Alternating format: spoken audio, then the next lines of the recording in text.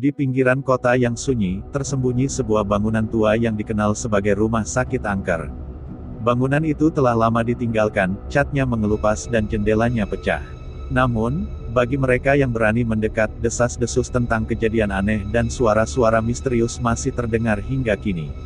Seorang mahasiswa bernama Andi, yang tertarik dengan hal-hal mistis, memutuskan untuk menjelajahi rumah sakit angker tersebut.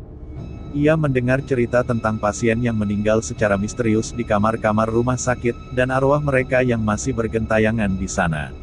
Andi tidak percaya begitu saja, namun rasa penasaran mendorongnya untuk membuktikan sendiri. Pada suatu malam yang gelap, Andi memasuki gerbang rumah sakit yang berkarat. Suasana sunyi dan mencekam langsung menyambutnya.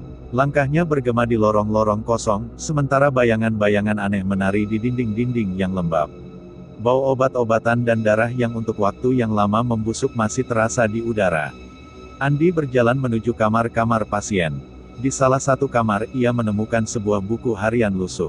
Saat ia membacanya, bulu kuduknya meremang. Buku harian itu berisi catatan seorang pasien yang mengaku melihat sosok-sosok aneh muncul dari balik dinding. Pasien itu juga menulis tentang suara-suara bisikan yang selalu mengganggunya setiap malam. Tiba-tiba, Andi mendengar suara langkah kaki dari ujung lorong. Jantungnya berdebar kencang. Ia menoleh dan melihat sesosok bayangan hitam melayang di udara. Bayangan itu semakin mendekat, dan Andi bisa merasakan hawa dingin yang menusuk tulang. Tanpa pikir panjang, Andi berlari keluar dari kamar itu. Ia tidak ingin berurusan dengan makhluk halus yang mungkin menghuni rumah sakit angker tersebut. Namun, saat ia berlari menuju pintu keluar, ia mendengar suara tawa anak kecil di belakangnya. Ia menoleh dan melihat seorang gadis kecil berdiri di tengah lorong. Gadis itu tersenyum padanya, namun matanya kosong dan pucat. Andi tidak bisa lagi menahan rasa takutnya. Ia berlari secepat mungkin meninggalkan rumah sakit angker itu, dan tidak pernah kembali lagi.